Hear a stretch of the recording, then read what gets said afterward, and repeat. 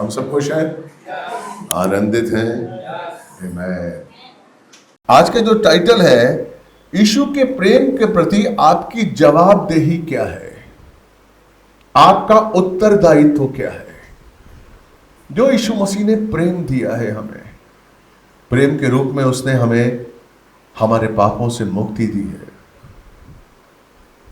हमें श्रापों से मुक्ति दी है, हमें अनंत काल का जीवन दिया है। आमीन। मुझे बताया है कि मार्ग क्या है, सत्य क्या है, जीवन क्या है। Praise the Lord. तो बाइबल कहती है मेरी जवाबदेही क्या है, आपकी जवाबदेही क्या है। जब आपके मां बाप आपको जन्म देते हैं, आपको प्यार देते हैं, जो भी कुछ आपके मां बाप करते हैं, तो आप बच्चों की जवाबदेही क्या है, बहुत जरूरी है। अगर आप अपनी जवाबदेही नहीं समझेंगे तो आप उस प्रेम को समझ ही नहीं पाएंगे। क्योंकि आज जो प्यार मिला है आपको, उस प्यार को हमें देना भी है। क्यों दिया है प्यार परमेश्वर ने? ताकि हम उस प्यार को दें, उस प्यार में जीवन जिए। वो प्रेम अद्भुत है, वो प्रेम शक्तिशाली है, सामर्थी है। और वो प्रेम हमारे अंदर क्यों परमेश्वर रखना चाहता है, क्यों कहता है कि परमेश्वर प्रेम है, और जो प्रेम में बना रहता है परमेश्वर में बना रहता है। कैसे बने रहेंगे हम प्रेम में? जब तक हम प्रेम देंगे नहीं। हालेलुया। तो हमें प्रेम को देना है।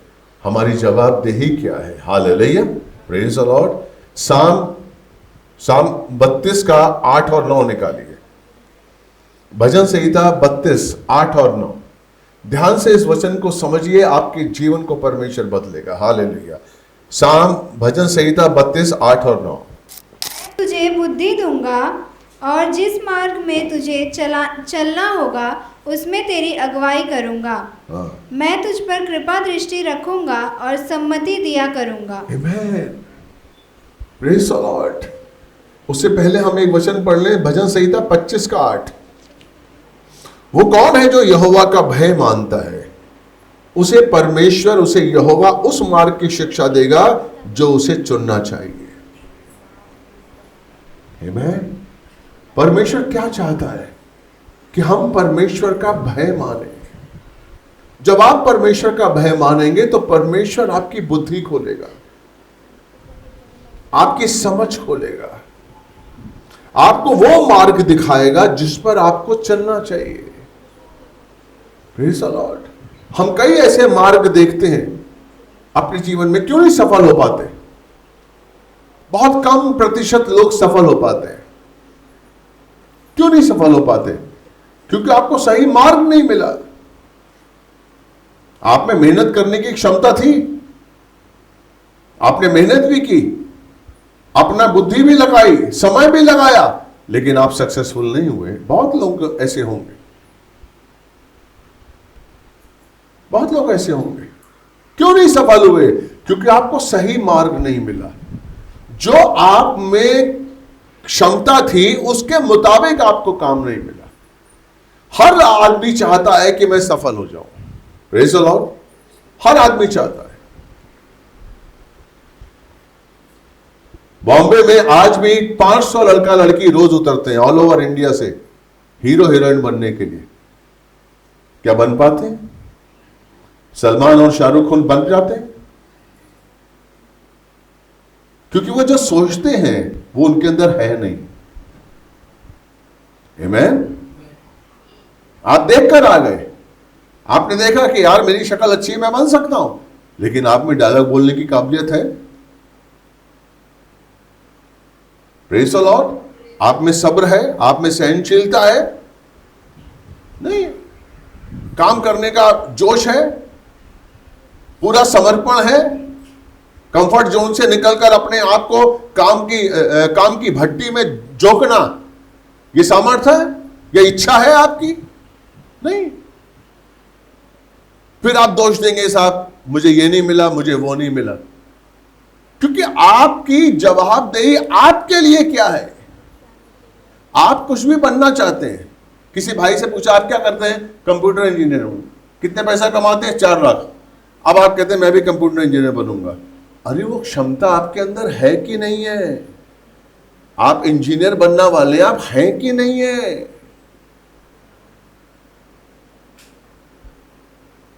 आज बड़े बड़े सिंगर 10-10 लाख रुपए, 20-20 लाख रुपए एक गाने का लेते हैं। अब आप हारमोनियम लेके बैठ जाए कि मैं सिंगिंग करूंगी। अरे वो परमेश्वर की ओर से दिया हुआ दान है। आप में सुर है कि नहीं है? आमीन। ये जांचना जरूरी है। इसलिए परमेश्वर कहता है जब आप परमेश्वर के भय में रहते हैं तो परमेश्वर आपको वो बुद्धि देता है, वो मार्ग दिखाता है जिस पर आपको चलना चाहिए। हालेलुया। लेकिन वो कब देगा? जब आप उसके भय में चलेंगे, जब आप हर काम से पहले उसको ऊंचा उठाएंगे, उससे पूछेंगे कि प्रभु मैं क्या करूं। हालेलुया। मैं क्या करूं? हर रोज, आज के दिन खड़े होने से पहले मैं हर रोज प्रभु से पूछता हूं। आने से पहले पूछा, इस वचन को और अच्छी तरीके से कैसे बता सकता हूं, कुछ और मुझे मिल जाए। Praise the Lord. आप किस पर निर्भर हैं? आपका भय, आपके जीवन का भय आपको किस पर निर्भर होना सिखाता है? हालेलुया, परमेश्वर पर। और इसलिए वो कहता है कि यहोवा का जो भय है, जो यहोवा के भय में जीवन जीता है, परमेश्वर उसे सही रास्ते की समझ देता है। मैं आपको सच कह रहा हूं। आप परमेश्वर का भय अपने जीवन से निकाल लीजिए, आप देखिए, आप देखिए, आपको सही रास्ता नहीं मिलेगा। एक आदमी कामयाब क्यों होता है? और सबसे बड़ी चीज है कि पैसा ही सब कुछ नहीं है। आपके जीवन में शांति परमेश्वर के भय से ही आती है। आपके जीवन में सुकून परमेश्वर के जीवन से ही आता है। अगर आपके अंदर भय नहीं है उसका, तो आप जानवर हैं, आप शैतान हैं। आप कुछ भी कर रहे हैं, आपको परवाह नहीं है। हालेलुया। क्योंकि आपकी जवाबदेही नहीं है। जब तक भय नहीं है तब तक आपकी अकाउंटेबिलिटी परमेश्वर के लिए नहीं है। अगर आपकी अकाउंटेबिलिटी अपने परिवार के लिए नहीं है, अगर आपके अंदर परमेश्वर का आपके अंदर डर नहीं है कि बीवी है, मां है, बाप है, कुछ भी है, मैं कुछ भी करूंगा, मुझे किसी से पूछने की जरूरत नहीं है, तो आपका घर एक जंगल हो जाएगा। Praise the Lord. बीवी के सामने दूसरी औरतों को ले आना, मां बाप की इज्जत नहीं करना, कब मैं जा रहा हूं, कब आ रहा हूं, क्यों पूछूं मैं आपसे, भाई मैं कमाता हूं। हालत, आप गए, खत्म। मैं आपको सोचना है कि नहीं, मेरा जीवन मेरे मां से बंधा हुआ है, मेरा जीवन मेरे पिता से बंधा हुआ है, मेरा जीवन मेरी पत्नी से बंधा हुआ है। मुझे जो कुछ भी करना है अपने पत्नी को, अपने पिता को, अपनी मां को ध्यान में रखकर, अपने बच्चों को, ये मेरा जीवन है कि मैं कुछ भी नहीं कर सकता हूं। आज मेरे पास पैसा आया तो मैं कुछ भी करूंगा, मैं कुछ भी बोलूंगा। हालेलुया। तो परमेश्वर क्या कहता है? देखो 32 का 9 पढ़ो बेटे, 32 का 9। तुम घोड़े और खच्चर के समान न बन जाओ। हाँ, तो घोड़े और खच्चर के समान ना बन। यूसुफ के भाई घोड़े और खच्चर की तरह जीवन बिता रहे थे। उनको पता नहीं था, उन्होंने जीवन उसको बेच देंगे, जो भी पैसा आएगा बांट लेंगे। कितने दिन पैसा चला, क्योंकि डर नहीं था। मैं अपने भाई को अगर मार दूंगा मेरा बाप क्या कहेगा? अरे बाप से कह देंगे, दिखा देंगे कि किसी जानवर ने मार दिया है। डर नहीं। जब आपके अंदर डर नहीं है तो आप घोड़े और खच्चर बन जाते हैं। मैं 20 साल तक वो ऐसी जिंदगी जी रहे थे। मैं एक एग्जाम्पल आपको दे रहा हूं। अगर आपके अंदर किसी का डर नहीं है, प्रभु का डर नहीं है, तो पिता का डर नहीं होगा, प्रभु का डर नहीं है तो मां का डर नहीं होगा, प्रभु का डर नहीं है तो बीवी का सम्मान नहीं करेंगे आप। यानी कि परमेश्वर का डर हर एक से जुड़ता है। परमेश्वर का डर आपको जुड़ना सिखाता है। अगर आपके अंदर परमेश्वर का डर है तो बीवी का डर होगा, बीवी की इज्जत होगी। अगर आपको अंदर परमेश्वर का डर है तो मां की इज्जत होगी, पति की इज्जत होगी, पत्नी की इज्जत होगी, बाप की इज्जत होगी। बेटे के लिए आप सोचेंगे कि यार मेरी जिंदगी तो हो गई, अब इनके लिए मैं क्या करूं। लेकिन सबसे पहले परमेश्वर के साथ डर। अगर आपके अंदर परमेश्वर का भय नहीं है कि मैं यार अभी सब कुछ है मेरे पास, क्या है, कौन करेगा, नहीं मेरे भाई, याद रखिए परमेश्वर है तो हम हैं। अगर परमेश्वर नहीं है तो हम कुछ नहीं, कुछ नहीं है, कुछ नहीं है। यीशु मसीह के अंदर जवाबदेही थी अपने पिता की। Praise the Lord. 30 साल तक अधीनता का जीवन यीशु मसीह ने जिया। 30 साल तक वो दीन और नम्र बनकर अपने जीवन को जीता रहा। वो सिद्ध था, लेकिन असिद्ध लोगों के बीच में उसने दीनता और अधीनता दिखाई। मरियम असिद्ध थी, यूसुफ असिद्ध था, उसके बच्चे असिद्ध थे, लेकिन यीशु सिद्ध था क्योंकि उसने पिता को जवाबदेही थी। मुझे अपने पिता को जवाब देना है। इसलिए जब उसने बपतिस्मा लिया, आकाशवाणी हुई कि ये मेरा प्रिय पुत्र है, इससे मैं अति प्रसन्न हूं। मैं किस बात पर उसने किसी को, मुर्दों को जिंदा किया था, वो पानी पे चला था, 5000 को आपका रोटी खिलाई थी, कोई चमत्कार किए थे, कुछ नहीं। उसने अपनी जवाबदेही परमेश्वर के सामने प्रस्तुत की। बेटा, जैसे तूने चाहा था वैसा मैंने जीवन जिया, ये मेरा प्रिय पुत्र है, इससे मैं अति प्रसन्न। बहुत सहा होगा उसने। उसके भाई मजाक उड़ाते थे। क्या मरियम ने उसको उनके भाइयों से नहीं कहा होगा, बेटो याकूब, यहूदा, ये सामान्य आदमी नहीं है, यीशु मसीह को मैंने जन्म दिया है, ये परमेश्वर का पुत्र है। क्या उसने नहीं बोला होगा? हालेलुया। लेकिन उन्होंने कदर नहीं की। अरे नहीं, आप बेकार बेवकूफ बना। आप पढ़ लीजिए यूहन्ना 12, मरकुस 5 पढ़ लीजिए। लेकिन उनके बीच में भी यीशु मसीह ने परमेश्वर की जवाबदेही के अनुसार काम किया। उसने कोई ऐसा काम नहीं किया जो परमेश्वर की दृष्टि में गलत था। 10 बाई 10 की खोली में रहता था वो। एक बड़े भाई का उसने कर्तव्य निभाया, एक बेटे का उसने कर्तव्य निभाया, और कारपेंटरी करता रहा, कमाता रहा, और अपने भाई को, मां को पालता रहा, और परमेश्वर की सेवा में रहा। परमेश्वर की सेवा में रहा। क्यों? क्योंकि उसके ऊपर जवाबदेही थी कि मैंने पिता को जवाब देना है। हालेलुया। मैं पिता के लिए उत्तरदायित्व हूं। यहूदा इस्करियोती, जकरिया उसका बाप, प्रेज़ द लॉर्ड, जो कि एक याजक था, लेकिन परमेश्वर का काम उसके लिए कुछ अलग था। परमेश्वर ने किसी और चीज के लिए उसे एक जंगल की आवाज के लिए चुना था।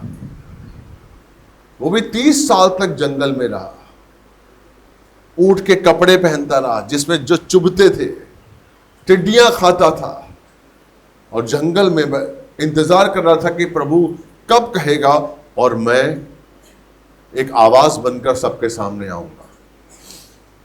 हालेलुया। क्योंकि उसकी जवाबदेही थी। मुझे यीशु ने दिया है, मुझे यीशु मसीह ने जन्म दिया है, एक जीवन दिया है, मेरे अंदर से अंधकार की शक्तियों को निकाला है, मुझे ज्योति दी है, मुझे अनंत काल का जीवन दिया। उसने वादा किया कि वो आएगा और मुझको लेकर जाएगा। मेरी जवाबदेही यीशु के लिए क्या है? मेरी जवाबदेही यीशु के लिए क्या है? आज सवाल यह उठता है कि मेरी जवाबदेही क्या है? Praise the Lord.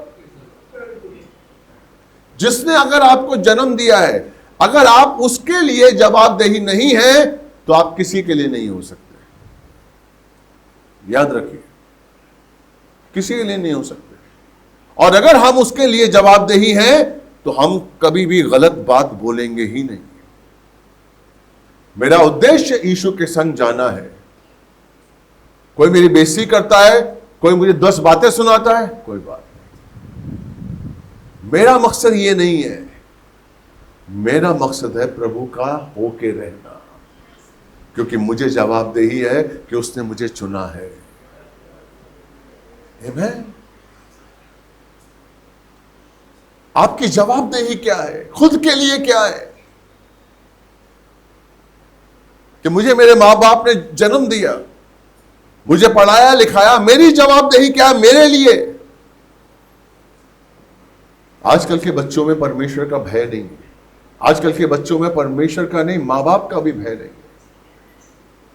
गलत है। हमें परमेश्वर के भय में जीवन जीना है। कोई देखे ना देखे, परमेश्वर देख रहा है। इस बात को हमेशा अपने ध्यान में रखिए। मैं अपने काम के क्षेत्र में आया हूं, सर्विस में आया हूं, नौकरी में आया हूं, धंधे में आया हूं। मेरी बीवी नहीं देख रही, मेरा बाप नहीं देख रहा, मेरा माँ नहीं देख रहा, मेरा पिता नहीं देख रहा है, कोई नहीं देख रहा, अभी मैं कुछ भी कर सकता हूं। नहीं, आपका स्वर्गीय पिता आपको देख रहा है। आपका स्वर्गीय पिता आपको देख रहा है। याद रखिए, 8वां वचन क्या? 32 का 8वां। हालेलुया। मैं तुझे बुद्धि दूंगा और जिस मार्ग में तुझे चलना होगा उसमें तेरी अगुवाई करूंगा। हाँ, मैं तुझ पर कृपा दृष्टि रखूंगा और सम्मति दिया करूंगा। मेरी बाइबल में है, मैं अपनी दृष्टि तुझ पर लगाए रखकर तुझे सम्मति दूंगा। यानी कि परमेश्वर लगातार आपको देख रहा है, और जहां आप गलत पढ़ रहे हैं, गलत जा रहे हैं, वो आपको बुद्धि देगा। यहां जाओ, यहां मत जाओ, ये करो, ये करो। कब? जब आप उसके भय में रहेंगे। कितना क्या वादा है कि मैं लगातार तुझ पर अपनी दृष्टि लगाए रखकर तुझे सम्मति दूंगा। आमीन। कब आप सम्मति पाएंगे? कब आप वो बुद्धि पाएंगे कि आप गलत रास्ते पे ना जाएं, आप गलत आदमी से ना मिले, जहां से आपको धोखा मिलता है? जब आप उसके भय में रहेंगे, जब अपना कान आप उसके लिए खोलेंगे कि हाँ पापा मुझे बताइए, मैं जा रहा हूं घर से ये काम करने के लिए, पापा मुझे बताइए मैं ठीक करूं कि ना करूं, क्या करूं, जो आदमी मेरे साथ काम करने वाले हैं वो सही है कि नहीं है, पापा मुझे बुद्धि नहीं है, मुझे बताइए, मुझे सही लोग दीजिए, मैं ये काम करने वाला हूं, मैं धंधा करने वाला हूं, प्लीज मुझे बुद्धि दीजिए। मांगिए, अपने आप को बुद्धिमान मत समझिए। बुद्धि का घमंड मत करिए। हालेलुया। नीति वचन 1:7 क्या कहता है? यहोवा का भय बुद्धि का आरंभ है। हालेलुया। यहोवा का भय, जिस दिन आप यहोवा का भय शुरू करते हैं, जिस दिन आप यहोवा के भय में अपने जीवन को लगाते हैं, उस दिन आपकी बुद्धि खुल जाती है। आप सोचिए मेरे भाई मेरी बहन, कि इस संसार में रहते हुए अगर आपको परमेश्वर की बुद्धि मिल जाए, हेलो, आप सोचिए, अगर इस संसार में रहते हुए मुझे मेरा पिता हर समय हर मोड़ पर बुद्धि दे रहा है कि ये कर, इससे मिल, इससे मत मिल, यहां जा, वहां जा, तो मेरे जीवन में असफलता आएगी। आमीन। मुझे क्या करना चाहिए वो बता रहा है, मुझे कैसे करना चाहिए वो बता रहा है, तो हम क्यों नहीं पूछना चाहते हैं? हेलो, हम क्यों नहीं पूछना चाहते? क्या हम सफल होना नहीं चाहते? क्यों नहीं सफल हो रहे हैं? क्योंकि आपका अहम, आपका ईगो आपके अंदर आ गया है। मेरी बुद्धि है। शैतान आपके अंदर आ गया है और आप ईगो और अहम में बैठे हुए हैं। कब आया ईगो? जब पैसा आया।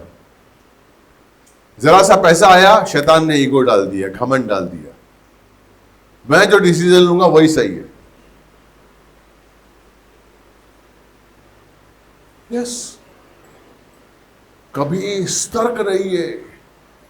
जब भी आशीषें आ रही हैं, अलर्ट रहिए कि ये जो आशीष आ रही है, यहां से मुझे 2 लाख मिल रहा है, यहां से मुझे 10 लाख मिल रहा है, अलर्ट रहिए कि परमेश्वर का भय तो नहीं जा रहा है। आप क्या समझते हैं, मैंने जिंदगी में कोई पैसे नहीं कमाए क्या, या हमने पैसे नहीं देखे क्या? आज मैं बॉलीवुड में था, मुझे as a director, as a writer, मुझे बहुत पैसा ऑफर हुआ,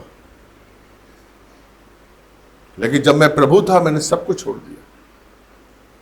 क्यों? क्योंकि मैंने देखा ये 2 लाख, ये 3 लाख, ये 4 लाख जो आने वाले हैं, उसकी वजह से मैं प्रार्थना मेरी बंद हो जाएगी, मेरी सेवा बंद हो जाएगी, मेरा बाइबल पढ़ना बंद हो जाएगा। जब मैंने ये परमेश्वर ने बोझ दिया, जब मैंने समझा, मैंने कहा नहीं, मुझे नहीं चाहिए लाखों रुपए। आप पूछ सकते हैं, सहारा चैनल में जाके पता करिए आप मेरे बारे में। उसी समय छोड़ दिया कि नहीं, मुझे प्रभु की सेवा करनी है, मना कर दिया। आज तक परमेश्वर मुझे रोटी दे रहा है और मैं बहुत आशीषित हूं, बहुत आशीषित हूं। मैं आपको सच बता रहा हूं, इतना आशीष है मेरे ऊपर, मैं गर्व करता हूं कि मैं यीशु की संतान हूं, क्योंकि मैं उसकी सेवा में लगा हूं, क्योंकि वो मेरी बुद्धि खोलता है, वो मुझे समझ देता है, वो मेरी दृष्टि खोलता है, वो ऐसे लोगों को पास मुझे लेके जाता है जो गलत नहीं है, बुरे लोगों के पास मुझे लेके नहीं जाता है। मेरी सुबह उठकर प्रार्थना होती है कि परमेश्वर गलत लोग मेरे जीवन में ना आए, प्लीज। जो गलत हैं उनको मुझसे दूर कर दीजिए, मुझे नहीं चाहिए। मुझे अपनी शांति नहीं खोनी है, नहीं खोनी है। मैं भूखा रहने के लिए तैयार हूं, घर पे बैठने के लिए तैयार हूं, लेकिन प्रभु की शांति खोने के लिए तैयार नहीं। धन्यवाद। इसलिए बाइबल कहती है हर बात में धन्यवाद करो। ये जो आज्ञाएं है ना, इनको समझिए आप। परमेश्वर बात करना चाहता है, आपको देना चाहता है। फिलिप्पियों 4:6, फिलिप्पियों 4:6, किसी भी बात की चिंता मत करो, परंतु हर एक बात में तुम्हारे निवेदन, प्रार्थना और विनती के द्वारा धन्यवाद के साथ परमेश्वर के सम्मुख उपस्थित किए जाए। आमीन।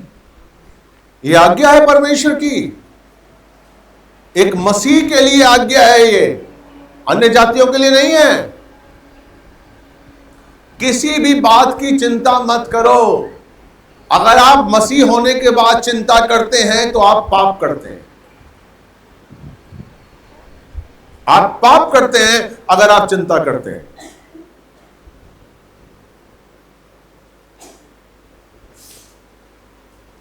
अगर आप चिंता करते हैं, किसी भी बात की चिंता मत करो, परंतु हर एक बात में तुम्हारे निवेदन, प्रार्थना, धन्यवाद के साथ प्रस्तुत किए जाए।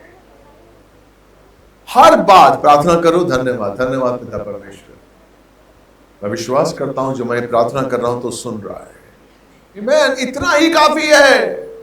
अगर आपका विश्वास इतना है कि जो मैं प्रार्थना कर रहा हूं, जो मैं बोल रहा हूं, मेरा पापा सुन रहा है, इतना ही काफी है। वो पूरा करेगा या नहीं करेगा या कब करेगा मुझे नहीं पता है, लेकिन मेरे पापा ने मेरी आवाज सुनी, इतना ही काफी है।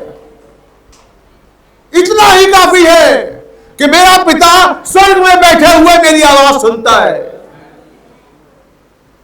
इतना भरोसा रखिए, क्योंकि उसने आपको जन्म दिया है। मां की कोख में उत्पन्न करने से पहले उसने आप पर अपना चित्त लगाया है। एक सवाल करता हूं मैं, यहां बहुत से पिता बैठे हैं, माएं बैठी हैं। जिस दिन एक बच्चा मां आपके कोख में आता है, उस दिन सबसे पहले एक मां को पता लग जाता है रोते कि हाँ मैं गर्भवती हूं, हाँ के ना हो जाता है। कभी आपने उसके लिए अपना चित्त लगाया है? आप फोटो लगाते हैं, लड़की लड़के की फोटो, सुंदर हो, मेरा बेटा बेटी सुंदर हो, आमीन, ये करते हैं ना। कभी आपने चित्त लगाया कि नहीं मैं इसको क्या बनाऊंगी? कभी सोचा है आपने ये कैसा होगा, ये क्या चरित्र इसके अंदर आएगा? लेकिन परमेश्वर आपके लिए आपकी मां की कोख में उत्पन्न करने से पहले चित्त लगा रहा है कि मैं इस बच्चे को कहां भेजूं, लड़का बनाऊं या लड़की बनाऊं, गोरा बनाऊं या काला बनाऊं। इसकी योजना क्या है, इसके लिए मैंने क्या लिखा है। मैं इसलिए कभी भी अपने आप को बदसूरत ना समझिए। मैं गोरी नहीं हूं तो मैं सुंदर नहीं हूं, नहीं, मैं बहुत आशीषित हूं। मैं अपने पिता का प्रतिरूप हूं। मेरे पिता ने मुझे बनाया है और जिस रूप में बनाया है बहुत अच्छा बनाया है। मेरे भाई, हमें धन्यवाद के लिए उन अवसरों को खोजना है जिसमें पिता की महिमा हो। तू बढ़े मैं घटूं, अभी गाना गा रही थी हमारी बच्ची, कैसे उसको बढ़ाएंगे? क्या जो आप गाते हैं वो समझते हैं? कभी भी यहां पर जो 7 गाने होते हैं, आप जो गाते हैं, क्या आप उसके अनुसार उसको एनालाइज करते हैं घर पे जाकर कि मैंने आज क्या गाया, मैंने कैसी वर्शिप की? आमीन। क्या जो मैंने गाया मैं उस पे उसके अनुसार चल रहा हूं? अभी इसने गाया है कि तू बढ़े मैं घटूं। कैसे कैसे आप अपने जीवन में उसको बढ़ाएंगे और खुद को नीचा करेंगे? कैसे? जब आप हर बात में उसको महिमा देंगे, अपने को दीन कर कर अपने आप को उसके सामने प्रस्तुत करेंगे कि मुझे कुछ नहीं होता परमेश्वर, पापा मुझे कुछ नहीं, आई एम नथिंग। क्रूस ने क्या सिखाया आपको? पता है आपको क्रूस क्या बताता है? I am nothing, I am nothing, मैं कुछ नहीं। यीशु मसीह क्या कहता है? मैं कुछ नहीं हूं। मैं क्या हूं? मैं कुछ नहीं हूं, जो कुछ भी है पिता है। I am nothing. क्रूस क्या सिखाता है? अपना क्रूस उठाओ, मेरे पीछे चलो। क्या मतलब क्या है? यीशु मसीह ने किसका क्रूस उठाया था? एक सवाल है, यीशु मसीह ने किसका क्रूस उठाया था? आप सबका। अपना क्रूस उठाया था क्या? इसलिए हमें भी दूसरों का क्रूस उठाना है, दूसरों के दुखों को अपने ऊपर लेना है, दूसरों के दुखों को अपना दुख समझना है, दूसरे के दुख को अपना दुख बना लो, ये क्रूस उठाना है। लेकिन हम इतना स्वार्थ से भरे हुए हैं कि दूसरे के दुख से भाग जाते हैं। अरे यार, इस परिवार में तो दुख ही दुख है यार। नहीं मेरे भाई, बाइबल क्या कहती है? यीशु क्या कहता है? मैं बलिदान नहीं दया चाहता हूं। वो कहता है मैं बलिदान नहीं दया चाहता हूं। यीशु मसीह ने बहुत बड़ा बलिदान किया, प्रेज़ द लॉर्ड, लेकिन उसकी दया जरूरी है। Praise the Lord. बाइबल कहती है आपको अगर भूख लगी है और आपके परिवार को भूख लगी, आपके घर में कुछ भी खाने को नहीं, और मैं जानता हूं, और मैं बैठ के बलिदान के रूप में प्रार्थना करूं, इससे अच्छा है कि मैं आपके घर जाऊं और 2 रोटी लेकर जाऊं। यीशु को बलिदान नहीं दया चाहिए। वो दया का हृदय हमारे अंदर होना चाहिए। हमारे अंदर दया का अगर हृदय नहीं है तो हम कठोर हो चुके हैं। हम कठोर हो चुके हैं कि अगर मैं हमारे जीवन में रहे कि मेरे ये काम करने से ये होगा। नहीं मेरे भाई, मुझे उसको महिमा देनी है, मुझे नहीं। हालेलुया।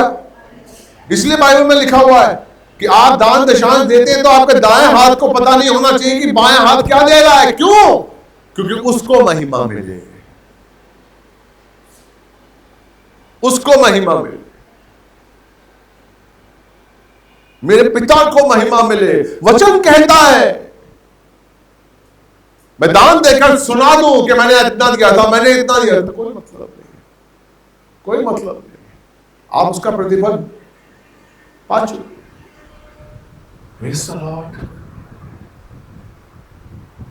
आपकी जवाबदेही क्या है? क्यों आप कर रहे हैं? क्योंकि आप प्रभु से प्यार करते हैं। हालेलुया। अगर आप चाहते हैं कि आपके दान की उद्घोषणा हो तो आप प्रभु से प्यार नहीं करते, खुद से प्यार कर रहे हैं। खुद से प्यार कर रहे हैं आप, प्रभु से नहीं कर रहे हैं। मुझे खुद को भूलना है। लूका 9:23 का कहता है, अपने आप का इनकार करो, अपना इनकार करो, अपने मैं का इनकार करो, अपनी कठोरता का इनकार करो, अपने स्वार्थ का इनकार करो। नहीं, प्रेज़ द लॉर्ड। मैं का अधिकार नहीं। इसलिए वो जो धनी आदमी था वो नरक में गया, जिसके पास रोज बैजनी वस्त्र थे, खाना था फेंक देता था, टेबल से खाने का भी था, गिर जाए चलेगा, और लाजर खाता था, उन टुकड़ों को लेता था, क्योंकि उसके अंदर दया नहीं थी। अगर एक टुकड़ा भी उठाकर वो लाजर को खिला देता तो स्वर्ग चला जाता। आमीन। क्या वो जानता नहीं था लाजर खा रहा है? रोज आकर मेरे टुकड़े खाता है, उसको नहीं पता होगा? आमीन। अगर एक दिन वो लाजर को अपने पास बैठाता और कहता ये ले, अपने हाथ से खिलाता, तो वो नरक नहीं, वो स्वर्ग चाहता।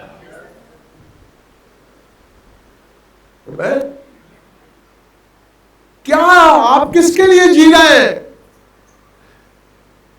अगर आपकी जवाबदेही यीशु के लिए नहीं है तो आपने जाना ही नहीं कि यीशु ने आपको क्या दिया है। आपने जाना ही नहीं कि आप अनंत काल का जीवन पा चुके हैं। आपने जाना ही नहीं कि आप पापों से, शापों से मुक्त हो चुके हैं। अगर आप जवाबदेही नहीं देते, आपको एहसास ही नहीं है कि प्रभु ने क्या दिया है आपको। आमीन। इसलिए परमेश्वर कभी कभी कठोर हो जाता है। भजन संहिता 18 का 25 और 26। भजन संहिता 18 का 25। दयालु के प्रति तो अपने को दयालु दिखाता है, खरे के प्रति तो अपने को खरा दिखाता है। आमीन। आगे। शुद्ध के प्रति तो अपने को शुद्ध दिखाता है, और टेढ़े के प्रति तू चतुर बनता है। आमीन। देखिए, दयालु के प्रति तू दयालु दिखाता है। धन्य है जो दयावंत है, क्योंकि उन पर दया की जाएगी। आमीन। दयालु के प्रति तू दयालु बन जाए। वो अगर हमारे ऊपर दया करे, प्रेज़ द लॉर्ड, आप क्या समझते हैं? अगर उसका हाथ आपके ऊपर आ गया तो आप जीवन के हर क्षेत्र में आशीष पाएंगे। उसकी बुद्धि आपको मिल गई। दयालु के प्रति वो दया दिखाता है। अगर आप दयालु नहीं है, प्लीज मेरे भाई मेरी बहन, उसकी दया आप नहीं प्राप्त कर सकते, नहीं प्राप्त कर सकते। अगर आपके अंदर दया नहीं है, अगर आप जानते हैं कि ये काम मुझे कैसे करना है और आप नहीं कर रहे हैं जानबूझकर, तो आप पाप कर रहे हैं। अगर आपको पता है और आपके अंदर परमेश्वर ने क्षमता दी है दया करने की, और आप अपना हाथ रोक रहे हैं, तो आप पाप करते हैं, गलत करते हैं, गलत करते हैं। दयालु के प्रति अपने को दयालु दिखाता है, खरे के प्रति तू अपने आप को खरा दिखाता है। आमीन। खरा, परमेश्वर का खरापन।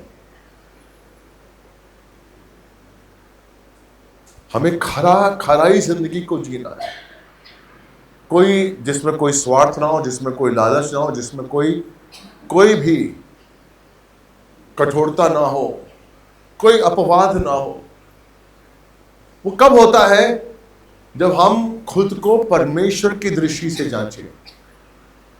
आईने के सामने खड़े होकर हम खुद को जांच नहीं सकते। अगर आप खुद को जांच रहे हैं तो आप गलत कर रहे हैं। पौलुस कहता है कि मैं जानता हूं कि मैंने कोई पाप नहीं किया, लेकिन फिर भी मेरा न्याय परमेश्वर करेगा।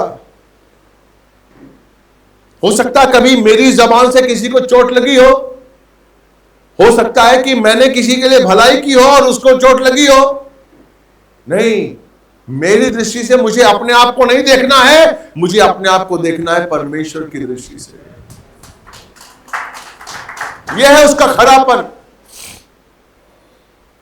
मुझे अपने आप को परमेश्वर की दृष्टि से देखना है। और हर आदमी जानता है कि क्या सही है क्या गलत है।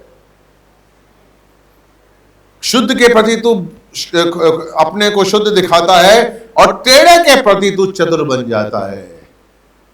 अगर कोई आदमी आपके परमेश्वर की दृष्टि में टेढ़ा होता है, टेढ़ा इन द सेंस वो जानता है आज्ञा क्या है, नहीं पूरी कर रहा है। वो जानता है परमेश्वर की इच्छा क्या है, नहीं पूरी कर रहा है। टेढ़े के प्रति वो चतुर हो जाता है। वो आपको अकस्मात ऐसा देगा दंड कि आप भूल जाएंगे। यस, वो चतुर बन जाता है। वो आपको सही लोगों से मिलवा रहा है, बंद कर देगा। पहचानिए अपने आप को, कितना पहचान लेंगे आप? मेरे भाई, परमेश्वर नहीं तो हम कुछ नहीं है। ये याद रखिए, इसको गांठ बना लीजिए। इसलिए परमेश्वर का भय हमारे जीवन में सब कुछ है। परमेश्वर का हर काम करने से पहले परमेश्वर से पूछिए, परमेश्वर से कहिए। हर काम, छोटा बड़ा हर काम परमेश्वर की ओर से आपके जीवन के द्वारा हो। Praise the Lord. ताकि आप परमेश्वर की उपस्थिति को, ताकि आप परमेश्वर की बुद्धि को समझ सके। सबसे बड़ा मेरा खजाना क्या है कि मेरे जीवन में प्रभु की बुद्धि काम कर रही है। इससे बड़ी दौलत और कोई नहीं है मेरे लिए, कि मुझे परमेश्वर गाइड कर रहा है, मुझे परमेश्वर बता रहा है रास्ते पे, इस पे जाना है। यस, मैं आपको सच कह रहा हूं।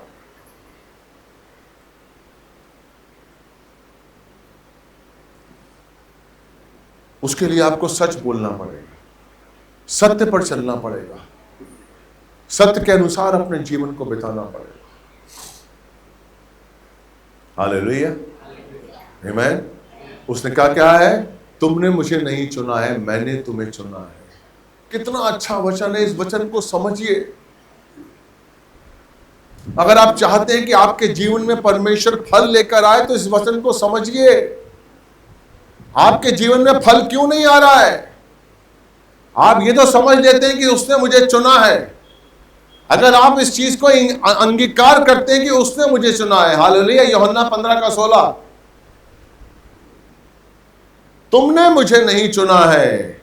वो गर्व से कहता है, बता रहा है वो आपको कि तुमने मुझे नहीं चुना। ये सोचकर यहां मत बैठो कि तुम आए हो अपनी मर्जी से। तुम जो कुछ कर रहे हो तुम नहीं कर रहे हो, मैं कह रहा हूं तुमने मुझे नहीं चुना है। मैंने तुम्हें चुना है। आमीन। तो सबसे बड़ी तो यही चीज है कि हम इस चीज पर अंगीकार करें कि उसने मुझे चुना है। Hallelujah, praise the Lord. कितनी बड़ी इसमें शक्ति है, कितना बड़ा सामर्थ है अगर हम इस बात को प्रॉपर तरीके से अंगीकार करें कि मैं एक चुना हुआ हूं, मैं एक चुना हुआ वंश हूं, राजकीय याजकों का समाज हूं, पवित्र प्रजा हूं। क्यों चुना हूं? ताकि मैं अंधकार की बातों को रोशनी में ला सकूं। क्यों चुना हूं? लेकिन सबसे पहले आपको यह अंगीकार करना पड़ेगा, मैं चुना हुआ हूं। तुमने मुझे नहीं चुना, मैंने तुम्हें चुना है और चुनकर नियुक्त किया है। दूसरा पॉइंट आता है नियुक्त किया है। हम इसी से सहमत हो जाते हैं, इसी पर विश्वास करते हैं कि उसने चुना है। क्यों चुना है? नियुक्त किया है। किस बात के लिए नियुक्त किया है? क्या आप इस खोज में रहते हैं? क्या आप इस खोज में हैं कि उसे आपको क्यों चुना है, क्यों नियुक्त किया, क्या नियुक्त किया, किस बात के लिए अपॉइंट किया आपको? सेवा के लिए किया, क्या किया है? वो कब पता लगेगा? जब आप प्रार्थना में इस विषय पर प्रार्थना करेंगे, परमेश्वर आपकी बुद्धि खोलेगा। परमेश्वर का हर वचन जीवित है, वो आपके अंदर जीवित होना चाहते हैं अगर आप चाहें तो। तुमने मुझे नहीं चुना, मैंने तुम्हें चुना है और चुनकर नियुक्त किया है ताकि तुम फल लाओ। ताकि तुम, बोलिए मेरे पीछे, ताकि तुम कैसे फल लाएंगे? जब आप जाएंगे तो ही तो लाएंगे, बिना जाए लाएंगे क्या? ताकि तुम फल लाओ। फल कैसे लाएंगे? जब आप फल लेकर जाएंगे, फल के लिए जाएंगे तो फल मिलेगा आपको। क्या लिखा है? फल लाओ। इसके पहले यानी कि आपको जाना पड़ेगा। कई बातें जो बाइबल में नहीं लिखी होती है वो ज्यादा इंपॉर्टेंट है। तुम्हें नियुक्त किया है ताकि फल लाओ और तुम्हारा फल बना रहे। जब तुम जाओगे, फल लाओगे तो तुम्हारा फल बना रहेगा। और क्या होगा तुम्हारा फल पता है? कि तुम मेरे नाम से जो कुछ मांगोगे तुम्हें मिलेगा। यह है तुम्हारा फल, यह है तुम्हारा फल। लेकिन वो कब होगा? जब आप फल लेने जाएंगे, तभी तो आपको फल मिलेगा। और जब आपको फल मिलेगा, और वो फल क्या होगा? कि मेरे नाम से तुम जो मांगोगे, जो, क्योंकि तुम फल लाए हो। इसलिए तुमने मुझे नहीं चुना, मैंने तुम्हें चुना, यहीं तक सीमित मत रहिए। अपनी नियुक्ति को सोचिए, अपनी नियुक्ति के लिए प्रार्थना करिए कि मुझे क्या दिया है, क्यों चुना है मुझे परमेश्वर ने? चुना तो है। हेलो, चुना है कि नहीं चुना है? क्यों चुना है? हमें इसके नहीं, क्यों चुना है? कौन सी चीज से हमें फल लाना है? किस काम से हमें फल लाना है? Praise the Lord. नियुक्ति है ना, अपॉइंटमेंट है। आप वचन को समझिए, उसने आपको अपॉइंट किया है। किस काम के लिए अपॉइंट किया है? आपको सोचना नहीं चाहिए, आपको अपने आप से पूछना चाहिए, आपको प्रभु से पूछना नहीं चाहिए, प्रभु मुझे किस काम के लिए अपॉइंट किया है, मुझे बताइए। Praise the Lord. ताकि आप सही फल को पहचान सकें, सही दृष्टि में जाकर, सही मार्ग में जाकर फल ला सके, तब आप फल को पहचानेंगे जिस दिन आप नियुक्त कर जाएंगे। हाँ, ये है। मैं, हेलो, एक एक वचन आपके अंदर जीवित होगा। इन वचनों को जीवित करिए, उसके अनुसार आप देखिए आपका अद्भुत, आपको आपके अंतरतल में ज्योतिर्मय कर देगा। वो आपके मन की आंखें खुल जाएंगी। अच्छा, इसका ये अंतर है, ये करना है, ये करने से ये होगा। बेस्ट, 1 सेकंड नहीं लगेगा। Praise the Lord. एक ताले को खोलने के लिए ताला सामने पड़ा हुआ है, 50 चाबियां पड़ी हुई हैं। जब तक आपको सही चाबी नहीं मिलेगी ताला खुलेगा? तो वो आपके जीवन के लिए, मेरे जीवन के लिए सही चाबी क्या है, और अपनी जवाबदेही को तैयार रखिए। मैं विश्वास करता हूं आज का वचन आपको अच्छा लगा होगा। अच्छा लगा है? हाँ के ना? बोले यीशु मसीह की, यीशु मसीह की, यीशु मसीह की। आमीन। प्रभु आपसे बहुत प्यार करता है, मैं सच कह रहा हूं। मैं आपके लिए प्रार्थना करता हूं, हे पिता परमेश्वर, यीशु मसीह के नाम से आपके चरणों में आता हूं। अपने भाई बहनों के लिए आशीष मांगता हूं, आपकी कृपा मांगता हूं, आपका अनुग्रह मांगता हूं। परमेश्वर इनको बताइए, इनको आपने क्यों चुना है परमेश्वर, ताकि ये फल लाए और तेरा फल इनके जीवन में बना रहे परमेश्वर। तेरा आशीष इनके जीवन में बना रहे, इनकी कमी घटियों को पूरा करिए परमेश्वर। यीशु मसीह के नाम से मांगते हम, धन्यवाद देते हैं। प्रार्थना आपने सुनने को बोल के आमीन, आमीन।